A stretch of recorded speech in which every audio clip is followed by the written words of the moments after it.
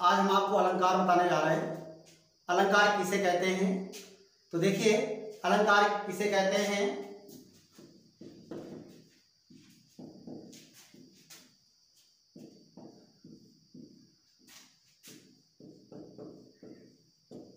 किसे कहते हैं? अलंकार किसे कहते हैं, ये आपको आज हम बताने जा रहे हैं। और कौन कौन से होते हैं और इनके उदाहरण सहित आपको बताएंगे और अच्छे ढंग से आप समझ लेंगे। अलंकार किसे कहते हैं? किसी काव्य की शोभा बढ़ाने वाले तत्वों को या शब्दों को हम अलंकार कहते हैं। तत्व और शब्द क्या होते हैं भाई? शब्द तो हमारे काव्यों की शोभा बढ़ा देते हैं और तत्वों में हम मनुष्यों को जो अलंकृत करते हैं उसे भी अलंकार कहते हैं। वो तत्व की श्रेणी में आते हैं, ये हमें आपको याद रखना है। फिर से ध्यान दें, अलंकार किसे कहते हैं? किसी काव्य को शोभा बढ़ाने वाले तत्वों और शब्दों को हम अलंकार कहते हैं। अब आता है कौन कौन से अलंकार होते हैं। तो पहला तो हो गया यमक, आप लोग पढ़ के आए हैं, यमक अलंकार। यमक अलंकार की परिभाषा क्या है बच्चों? बिल्कुल ध्यान दें। यमक अलंकार की परिभाषा होती है जहां पर एक ही शब्द एक से अनेक बार आए हों और अर्थ भी उसके अलग अलग हों, वहां यमक अलंकार होता है। जहां पर एक ही शब्द एक से अनेक बार आए हों, वहां पर यमक अलंकार होता है, उसका अर्थ भी अलग अलग हो। तो देखिए उदाहरण में लिखते हैं, 3 बेर खाती थी,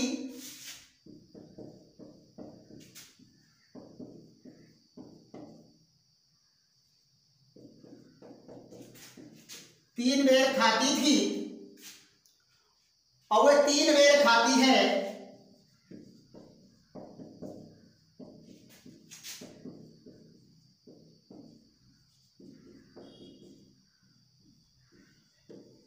अब वो 3 बेर खाती थी और वह 3 बेर खाती है। तो देखिए ये 2 शब्द आए और 2 बार आए, इनका दोनों का अर्थ अलग अलग है। पहले का 3 बेर का अर्थ क्या है? पहर, अर्थात 3 पहर खाती थी। और 3 बेर खाती है, दूसरे का अर्थ है 3 बेर फल। बेर जानते हैं, जो बेरी में फलते हैं, उन्हीं के 3 बेरों को बताया गया है। ये 3 बेर खा रही है, पहले 3 बार खाती थी और 3 बेर खा रही है। तो यहां पर बच्चों यमक अलंकार है इस उदाहरण में, और ऐसे ही आपको उदाहरण और मिलते जाएंगे और आपको बिल्कुल ध्यान देना है।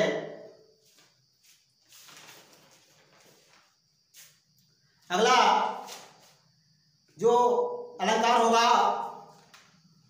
आपके, उसमें कौन सा बताते हैं? चलो श्लेष बताते हैं।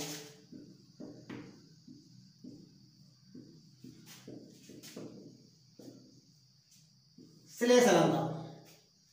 श्लेष अलंकार की परिभाषा क्या है? ठीक यमक और श्लेष जो है एक जैसे रहते हैं, बशर्ते यहां पर एक ही शब्द आता है और उसके अर्थ अनेक होते हैं।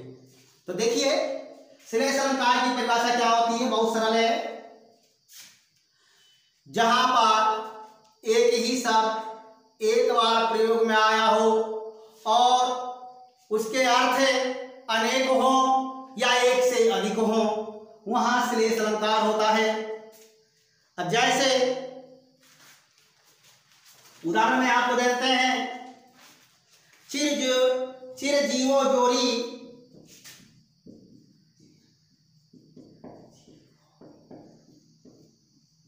चिरजीवो जोरी, फिर आगे दिया है जुरे क्यों न सने गंभीर,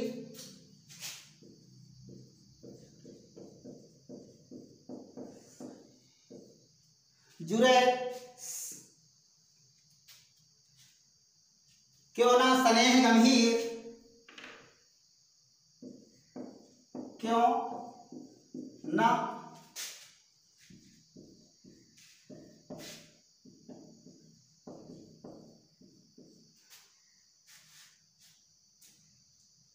स्नेह चिर जीवो जोड़ी जुड़े क्यों ना स्नेह, फिर आए को घटिए ब्रसभानुजा वे हलधर के लिए। अगली लाइन क्या है, को घटिए,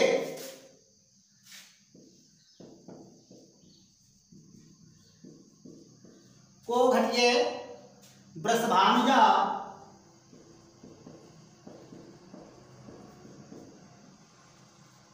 ब्रसभानुजा वे हलधर के लिए।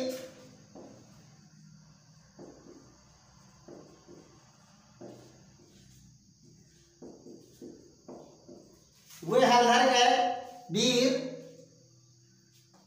अब देखिए बच्चों, इस लाइन में आपके जो ब्रसभानुजा आया है इसके दो अर्थ हैं और इसके भी दो अर्थ हैं। दोनों शब्द के दो दो अर्थ हैं। श्लेष अलंकार है ब्रसभानुजा, ब्रसव ब्रसव धन अनुजा, अर्थात बता सकते हैं कि ब्रसव की पुत्री राधा, ब्रसव की पुत्री राधा जी थी, इसलिए यहां पर श्लेष अलंकार है। और दूसरा अर्थ है ब्रसभानुजा, ब्रसव धनुजा बराबर आपके बताया गया है। तो इसमें गा माने आपके इसमें गाय के लिए बताया गया है कि ध्यान में ब्रसव धन ब्रसभानुजा, ब्रसभानुजा माने ब्रसभान की पुत्री राधा और ब्रसभानुजा माने होता है बैल की बहन। क्या होगी, बैल की बहन गाय। तो इसके दो अर्थ हैं, एक तो गाय एक तो राधा। और इसके कौन से दो अर्थ हैं, हलधर के, हल को धारण करने वाला बैल और हल को कौन धारण करता था, बलदाऊ। इसके भी दो अर्थ हैं, इसलिए यहां श्लेष अलंकार। बच्चों आप लोग पढ़ा होगा श्लेष अलंकार में, रायमन पानी राखिए बिन पानी सब सोन और पानी गए न उभरे मानुष मोती मानुष चून। तो उसमें देखिए पानी 3 बार आया है, लेकिन पहले के दो पानी श्लिष्ट हैं, उनका कोई अर्थ नहीं होता है। याद रखना, कोई पूछे तो बता भी सकते हैं किसने कैसे हैं, तो बता देते पहले पानी के दो जो हैं वो श्लिष्ट हैं और तीसरे पानी के अर्थ 3 प्रकार से बताए गए हैं, मोती और मनुष्य के पक्ष में। समझ गए? तो ये याद रखना श्लेष अलंकार की परिभाषा क्या होती है। फिर चलते हैं अनुप्रास अलंकार। बहुत सरल परिभाषा है, जहां पर व्यंजनों की समता विशेष क्रम से कर दी जाए वहां पर अनुप्रास अलंकार होता है। जैसे कि तरन तनुजा तब कमाल तरुवर बहुछाए, यहां पर ता वर्ण की आवृत्ति कई बार हुई है, तो यहां पर अनुप्रास अलंकार है। ऐसे ही जहां पर भी कुछ लोग बच्चे क्या करते हैं, खड़क सिंह के आने से खड़कती है खिड़कियां, यह भी आपके अनुप्रास अलंकार में बोला जाता है। तो याद रखिए, जो पहला अक्षर हो और जिस शब्द में कोई भी अक्षर पहला हो, कई बार आ रहा हो, तो उसको याद रखना बच्चों, अनुप्रास अलंकार होता है। हम आपको ऐसे मुजवानी बता रहा हूं उसमें, ठीक। सरल है परिभाषा, ना समझ आए दिल से शेयर कर लेना। और हम आपको बिल्कुल सही बताता हूं और कि अनुप्रास अलंकार की जहां पर वर्ण क्या होते हैं, जगारा के अक्षरों को हम वर्ण कहते हैं। तो उनकी विशेष क्रम से आवृत्ति हो, कई बार होती चली जाए, वहां पर अनुप्रास अलंकार होता है।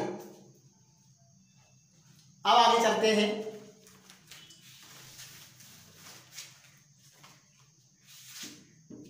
रूपक। रूपक शब्द का अर्थ है रूप धारण करना। जहां उपमेय में उपमान का भेद रहित आरोप हो,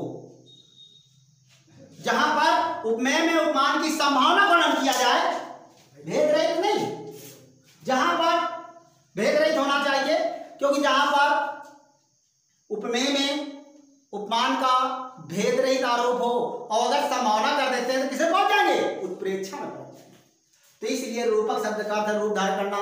जहां उपमेय में उपमान का भेद रहित आरोप हो वहां रूपक अलंकार होता है। जैसे आप लिख देते हैं चरण, कमल, बंदो, हरि, राई।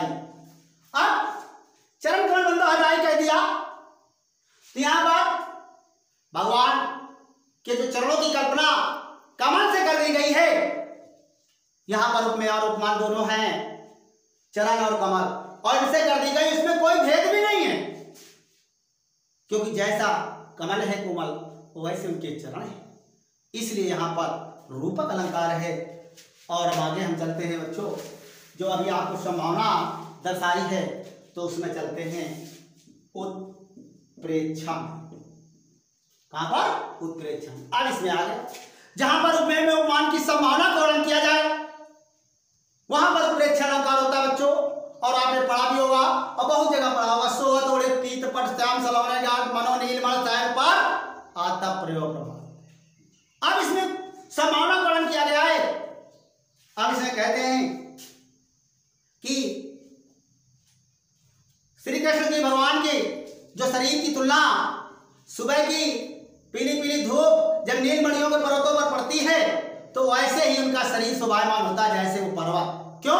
क्योंकि वो भी पीले वस्त्र धारण करते थे, वो भी पीली धूप सुबह सुबह की थी, और वो भी नीले मणियों के पर्वत थे और उनका भी शरीर नीला था।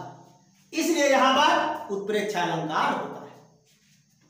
पर्वत से संभावना का वर्णन किया गया था, यहां उत्प्रेक्ष अलंकार हो जाता है बच्चों। बिल्कुल देखो क्या हो गए,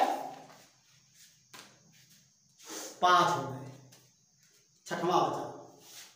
कौन सा अलंकार बच गया भाई, आप लोग बताइए? उपमा अलंकार। उपमा अलंकार दिखाई दे रहा, तो देखिए उपमा अलंकार की परिभाषा क्या है।